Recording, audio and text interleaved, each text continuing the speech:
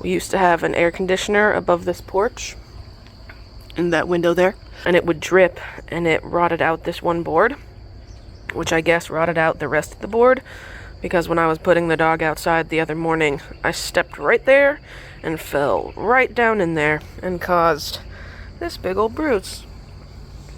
So, that's amazing. Stupid board. Okay guys, as you can tell by the giant pile of dead tomato plants on the ground, this is going to be a very realistic garden tour. So let's get to it.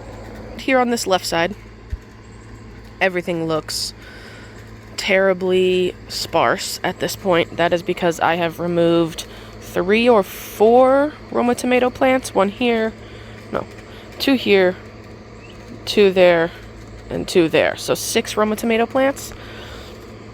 And that has made this space a lot less bushy, which has actually made the basils lower down start to grow better. So, other than that, space looking much different than the last time we saw you. Everything else is pretty close to the same.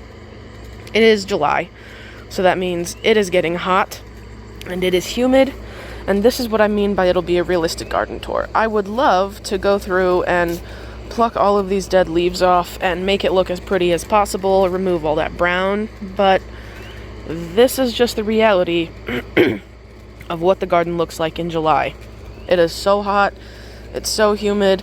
The other day we had a real temperature of 98 and a feels like of 107 with over 60% humidity, so the tomato plants they just don't love that, and there's not a lot I can do about it. You'll see at the very top, they all look nice and green and beautiful, all this new growth, but just all this growth down here that's been dealing with all the stress, unhappy.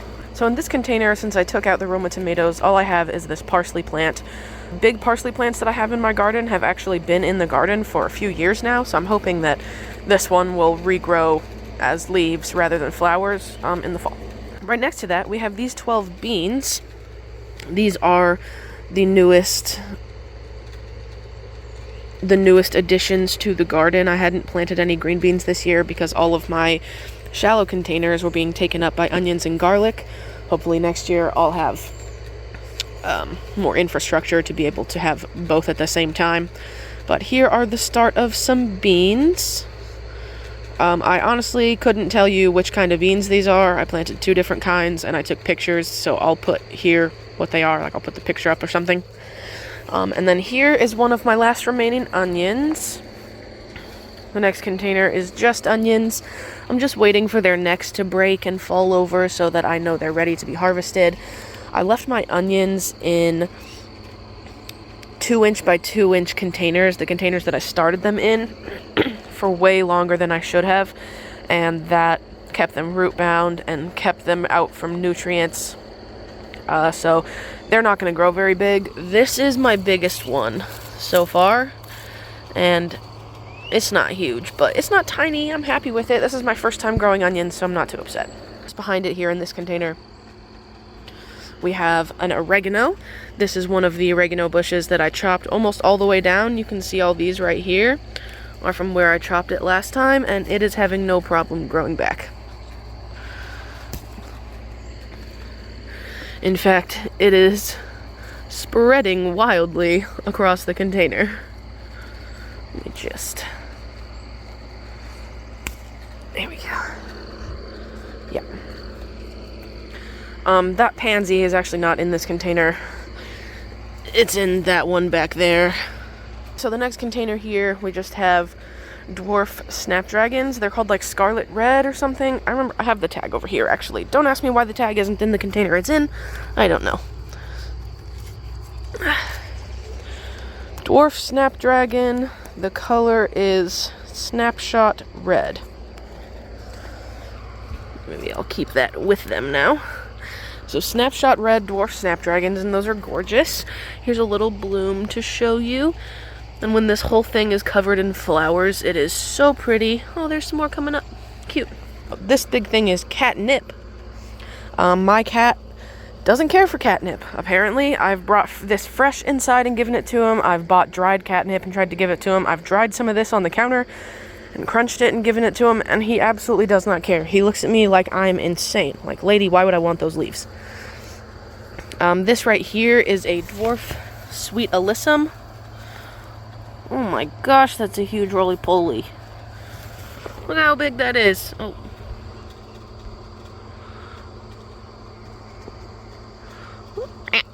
No, thank you. Look how big that roly-poly is. What the heck? Okay, so in here with the catnip is just a dwarf sweet alyssum, and this is a parsley plant that I started this season that hopefully will continue to not flower and I'll be able to plant out. It is, in fact, rooted in the container below it. So is this catnip. That's how they got here. Okay, so from the snapdragons, here is another parsley plant along with 3 Napa Chardonnay cherry tomatoes, which are these pink cherries. They are very good, very sweet, very thin skins. I've been picking off the ones that split. Well, this is a bit more of a split than I'd be willing, but the ones that have just a little bit of a split, I've been picking off and throwing in a freezer bag. I'm gonna have to move my garden soon, so I'm just enjoying all these little fresh cherry tomatoes as much as I can until then, because I'll have to basically, it doesn't make sense to try and travel these containers with these giant plants in them, so I'm just gonna have to chop the plants, travel with the containers, and start some more plants to hopefully have more harvest before frost comes. I can't believe it's already time to start talking about frost dates, you guys. This is crazy. This summer is going by so fast.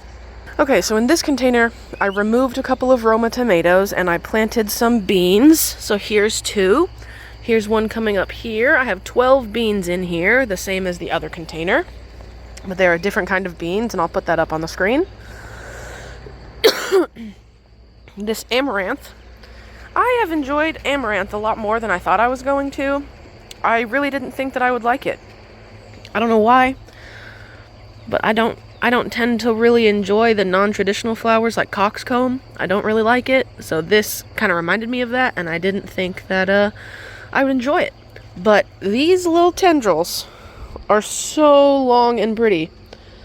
Also, it has served as a trap for the cucumber beetles, which is amazing because all my cucumbers are right here, and they have not touched those almost at all. So, amaranth. What color is that?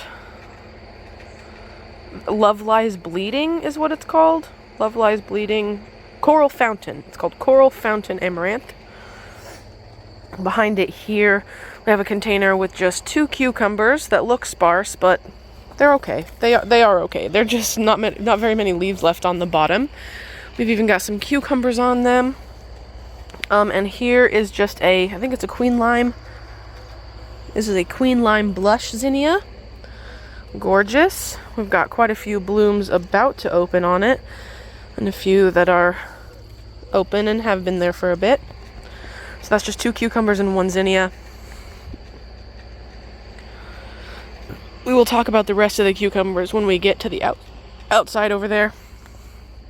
So from here, we're going to just transition over to this side. There's no container in between, just giant leaf. To this squash plant. And I have gotten 6 or 8 squash off this plant already. And it did have, hold on, let me find it. It did have another one right there. All that blackness was a squash that like got cut or something and then started to rot. So that rotted off the plant, but there's a double squash down there going. There's a decent sized squash right there going.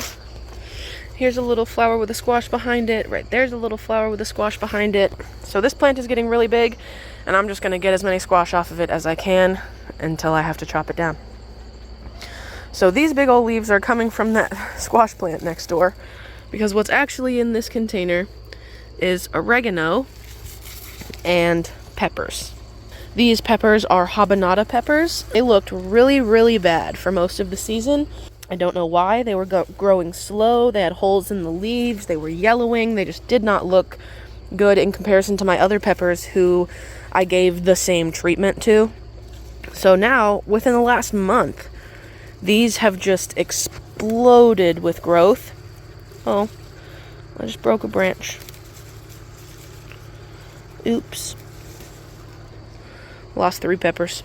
But in the last month, these have just exploded with growth and started to look a lot more healthy and green. And now they're producing tons of peppers. So I guess they finally caught up to their contenders, because here they are, proud.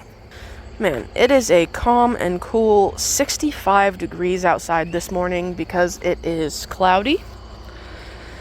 And it is amazing. The past few mornings, it has been above 70 at 7 o'clock in the morning. So this feels amazing. All right, next to the habaneras and the oregano, we have Lesia peppers and apparently a little pansy that seeded itself. These Lesia peppers, I decided this year to not trim my peppers back very much, and for the most part that's worked out. These peppers are really bushy, those peppers are really bushy, those peppers are huge and bushy, but these ones just got really tall, so I'm thinking I'm gonna have to come in and cut maybe here, right in between these 2 growth nodes to force them to be more bushy, because right now I'm getting peppers and the plants look nice, but they're small and sparse. And the plants are just so tall without being bushy, so I think I'm going to trim those back to try and force them into more of a bush state. Oh, and those are Lesia peppers, I did say that. I did have French breakfast radishes planted down here, but I harvested some and then just got rid of some because they were getting way too big and competing for space with these peppers. Alright, let me back up for this next container because it contains this mammoth of a sunflower. It's not a mammoth variety sunflower. I think it's an evening sun sunflower. It was a volunteer. It actually lived through 4 or 5 decent frosts because it volunteered itself, and I wasn't going to try and uproot it. I thought it'd be fine. If it thought it was its right time to go, it should go. So I let it go, and it has become this giant, huge sunflower. This is the biggest thing I've ever grown, you guys, and I can't even take the credit for it because it was a volunteer, but it is beautiful. I have seen birds multiple times sitting right here on this leaf. Actually, it was a cardinal. I've seen a red cardinal sit on that leaf and eat seeds out of that sunflower. That has been really cool. And in here with the sunflower, we have a couple of Anaheim peppers, which are doing good, but kind of doing the same thing as the Lesia. They are more bushy, but still much taller. I'll probably cut it somewhere like right here because it is more bushy already, so I don't need to take back all the height. I just need it to bush out more. And then down over there is a basil. This one specifically is a Genovese basil from Baker Creek. It is about time that it needs pruned. I don't use a lot of basil, so I'm growing it to try and force myself to use it more. It smells so good. A lot of people do like it. So, it's a tiny basil harvest for today. I'll set it right over here. And now my hand smells like sweet basil. So that's the Genovese basil down there, Anaheim peppers, and the sunflower. In this next container, we have... Is that a fallen tomatillo? We have a fallen tomatillo, for one.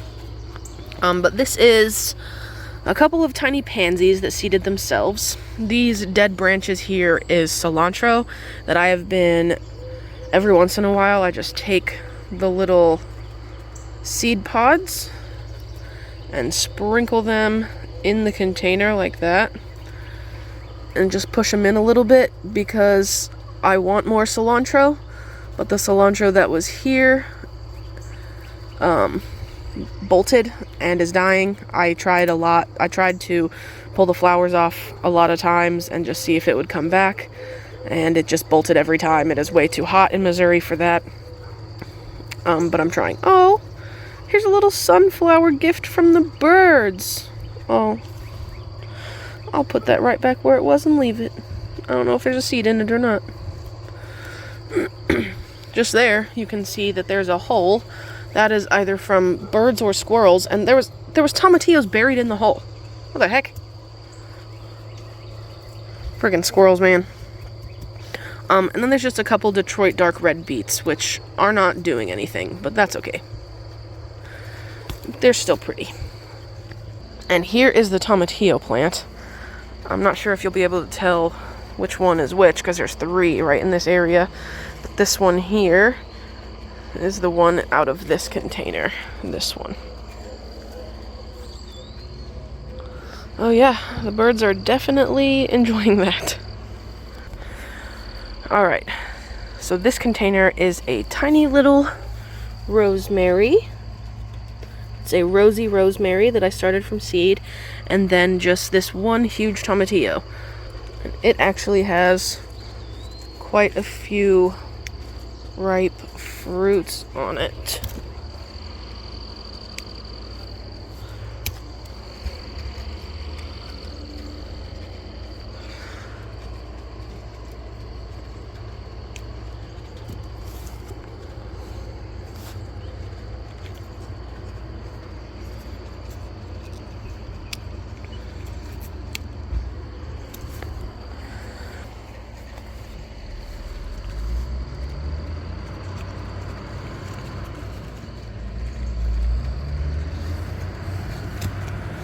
Alright guys, I have to go to work, so we're going to stop right here with this tomatillo plant, and we will come back later and restart here.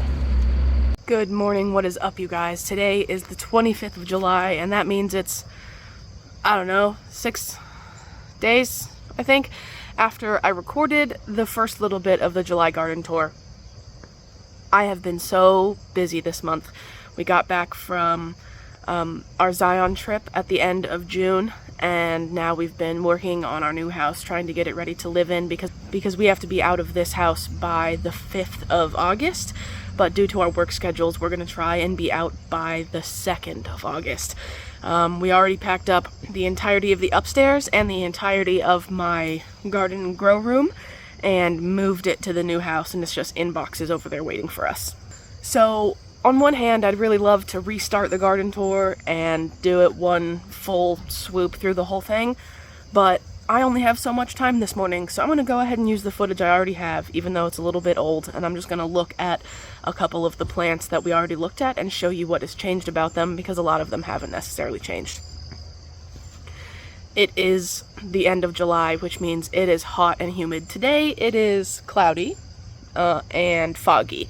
Still really humid, not terribly hot though, but it probably will be hot later today. I don't know what the high for today is. Alright guys, so sorry for the delay and the weird jump cuts in the video due to me recording at random different times, but life happens and I've got things to do, so let's get back to the tour. Now, it wouldn't be a realistic garden tour if I didn't show you this. Look how long my grass is. Like, this is up to my knees, if not higher. If I set you down in the grass, you won't be able to see anything else. It's pretty tall. Look, my green stalk is over there, and it goes past the first tier and up to the second tier on some plants of my green stalk. So look at this, there's like a little section of bushes here in my yard. My dog really has been enjoying them though, so that's cool. Here is the volunteer pumpkin. I still have not seen any female flowers on it, only male flowers so far. But like I said, I'm not gonna be here by the time this would actually make pumpkins anyway. And then that leads us right into our volunteer sunflowers, which are getting pretty tall. Here they are. Oh, it's bright. Here they are if I stand right next to them. So basically as tall as me, and these ones are from the ground, so that one is like, I'm 5'7", so 5'7". A couple of the strawberries in the green stalk are still not doing so hot, specifically this one for some reason. This one doesn't look great either, but there are 2 new leaves coming from it.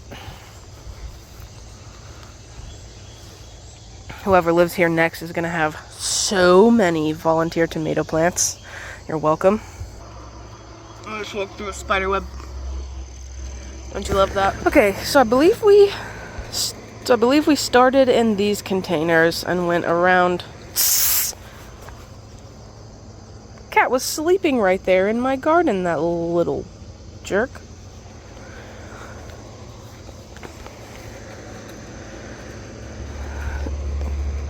So we went around the inside containers like this, so I'll need to go around the outside and back to the front. So changing wise, these beans are bigger. Quite a few little leaves on the beans now. That is a tomato seedling. That is 100% a tomato. Interesting. Then this catnip is now really flowery. I'm not sure if it was already like that or not. We have these beans back here. There was only 2 of them popped out of the ground, and it was these 2. Now we have 1, 2, 3, 4, 5, 6 more, for a total of 8 out of 12. 4 of them didn't germinate. That was probably my fault. I probably didn't water them consistently enough, and it's been hot, so I won't blame the beans for that. I know I talked about this amaranth and the zinnia. Then we're back to this squash plant, which I'm sure the squash are bigger than when I showed you before. There's one here, one just there, and a big one that I need to harvest right there. That needs to be harvested today. Okay, then we have more oregano and habanada peppers. A couple of peppers here. Those are the Lesia peppers that are a bit tall that I'll need to trim down. Here we have Anaheim peppers. This one looks like it was eaten on. The other day I saw an American goldfinch eating that sunflower head right there. I looked over from my porch and I was like, what is that yellow thing? Those sunflowers are red. And it was the brightest yellow bird I have ever seen in my life. Then we've got the tomatillo plants over here. There are some that I need to harvest. I love tomatillo salsa, so I'm actually pretty excited for that. This is just a tomatillo and rosemary. And I think, oh, there's another spider web. Come on, man. These sunflowers are basically done for. I'm just kind of letting them die and a few random blooms here and there. Alright, in this container we have another tomatillo, an orchid flame nasturtium. This is English thyme. And then this vine back here is a lavender queen butterfly pea, and it's growing so slow. This is the second year in a row I've tried to grow it in the same spot so that it can go up the trellis, and it just ends up not growing. It stays tiny. I don't know what's up with that. We've got some chocolate mint. This is just a container of nothing. Nothing in any of these, at least that I planted. There's some grass in this one, grass in this one. I think, yeah, this one has a volunteer pansy in it. I don't know what kind. I would assume the Hirsch pansies, the blue ones. So that's the tomatillo thyme and nasturtiums. Here in this bed, that is very, very fluffy and wild, we've got 2 banana peppers, which are these ones. And 2 jalapenos, which are these guys down here, the darker green leaves.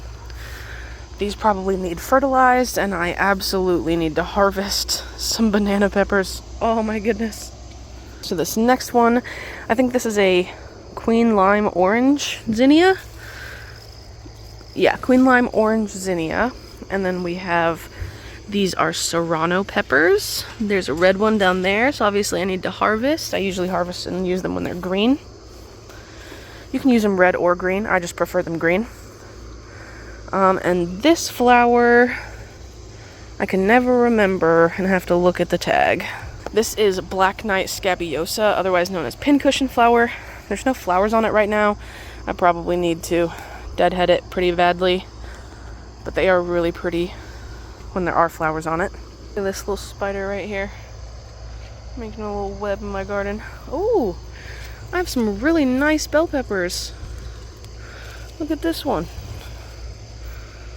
Those are probably the biggest bell peppers I've ever grown.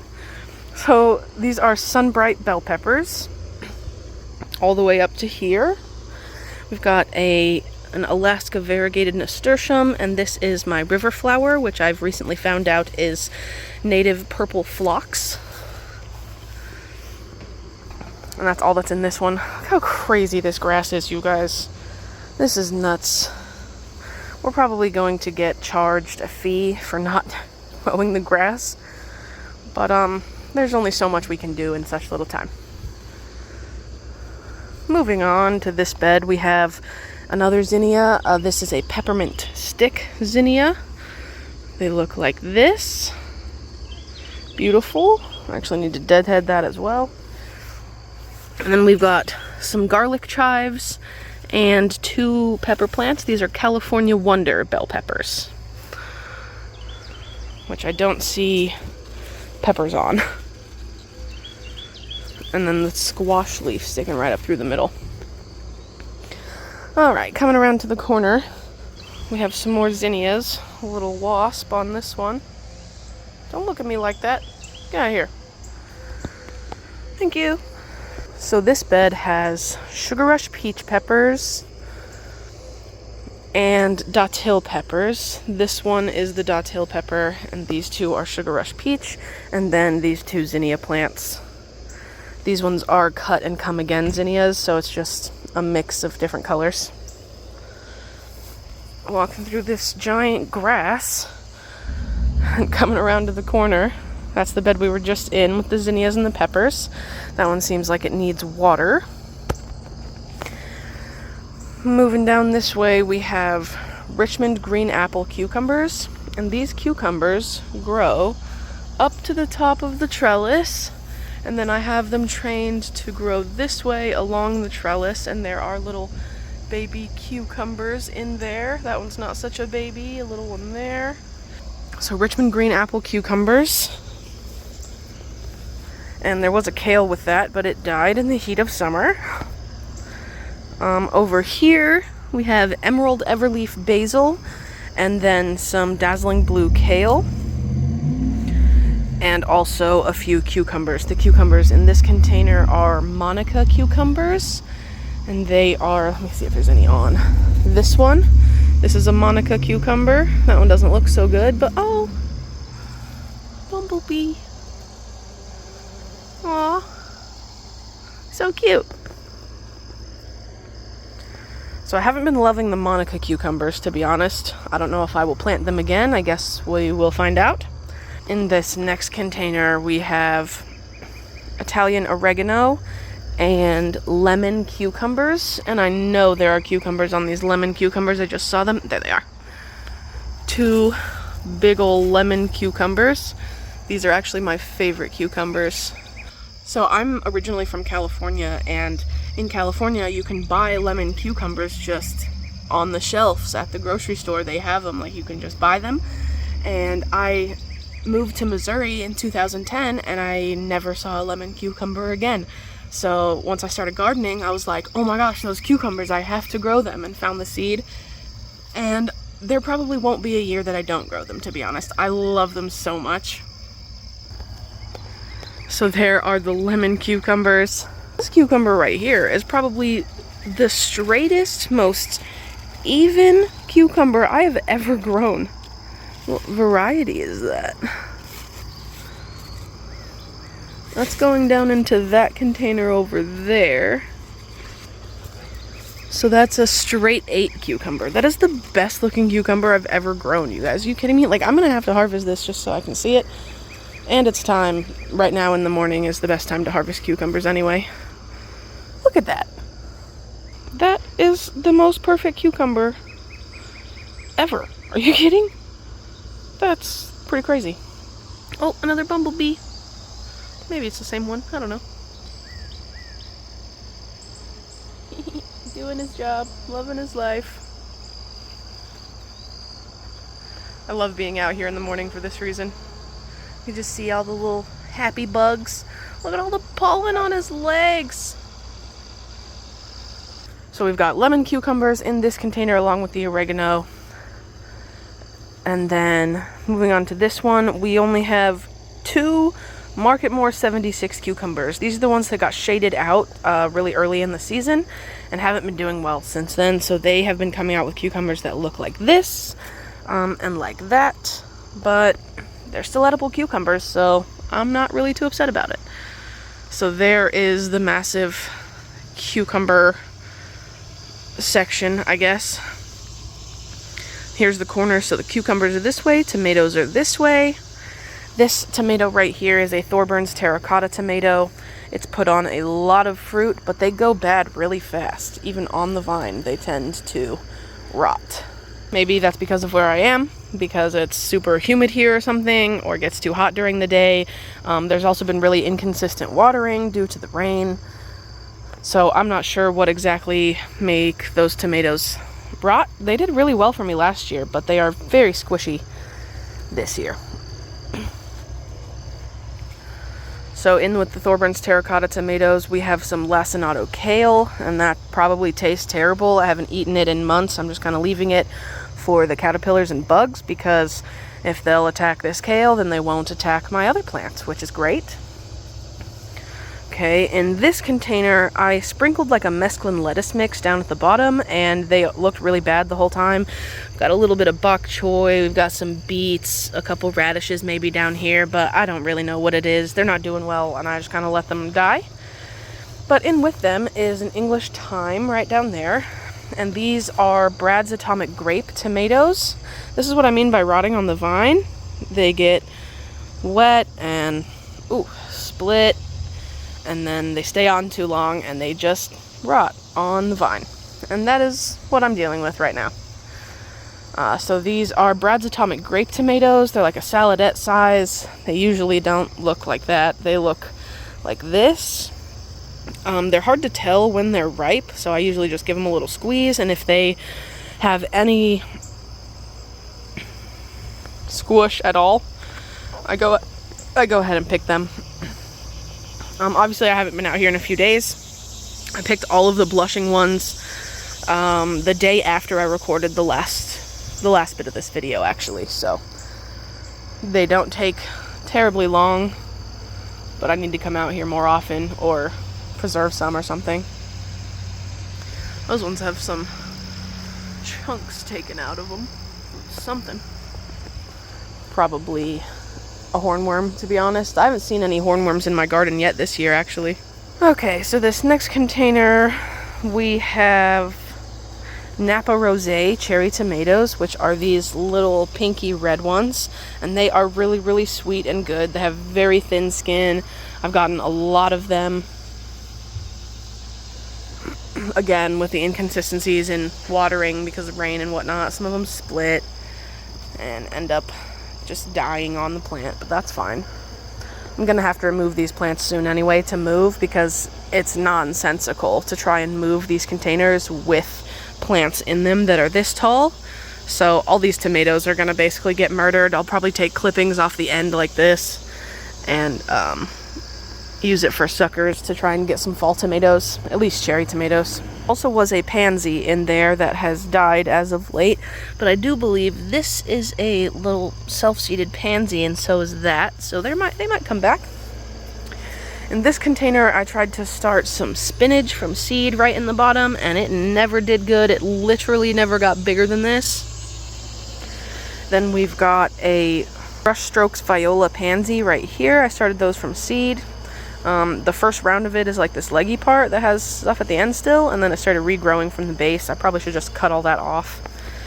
And in there with them, there are two Castelluto Genovese tomatoes, which are these Italian heirloom, really rigidy, bumpy style tomatoes right there.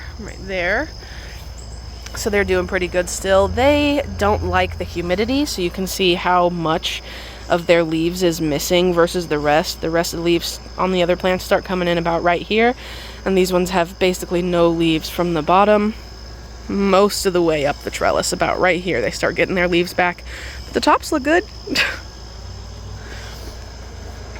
In this next container we have one little Genovese basil down there. And in with that, we have Dr. Wychee yellow tomatoes. It would be this one, this one. They're usually much bigger than that, more like this. This is the Dr. Wychee yellow, but they're even usually bigger than that. I haven't fertilized in quite a while, and it's getting close to the end of July, where these tomatoes are just not happy with the heat and humidity outside. That's gonna be a consistency for me here. And then in with that, we just have this Hopi black dye sunflower, which has already finished blooming, and I'm just leaving here for the birds and bugs to eat on, basically. There's a couple tiny little blooms coming that might open, but nothing really worthwhile.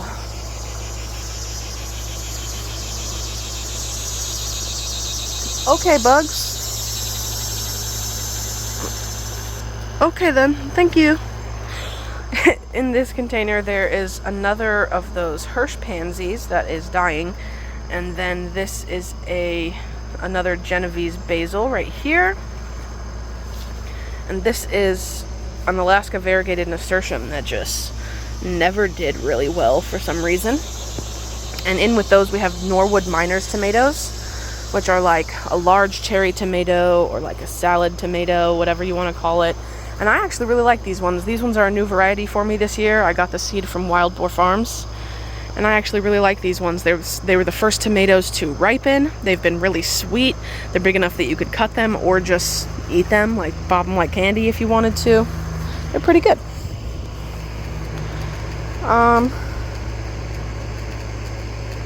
I think that's the whole garden, guys. It sure does not feel like I looked at all of the plants in the garden, but that's because half of this video is already shot. I am very happy about this cucumber, however.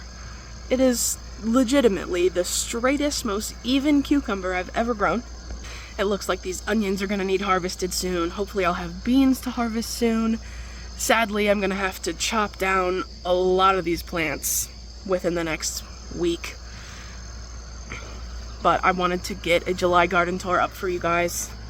I really debated on even doing a July garden tour at all because so much is just not going well in my garden right now. The kale looks bad, the tomatoes look bad, I haven't fertilized in over a month, my yard is terribly overgrown, some of the strawberries are dying, but somehow we found a perfect cucumber, so I guess it was worth it. And even if it's not entertaining for you guys, it can be record-keeping for me. This greenhouse will not be coming with us to the new house. I am selling it to one of our friends down the street who also may rent out this house. I really am trying to enjoy this garden as much as I can while I can, because it's not going to be very easy to take care of my garden for a while. I'm still going to do my best, obviously.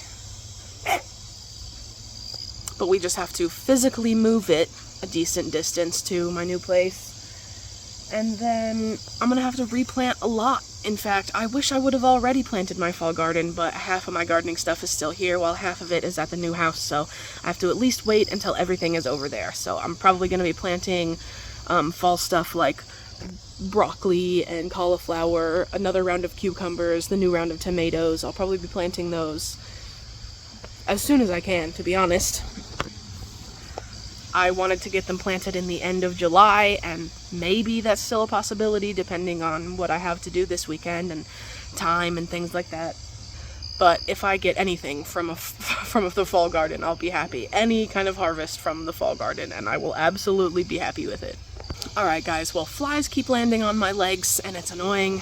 I've walked through several spider webs and I think we looked at everything, so thank you guys so much for watching. I really enjoy making these videos for you. Hopefully the new garden, well, the same garden, but set up elsewhere, will go fairly quickly so I can get back into making content for you guys.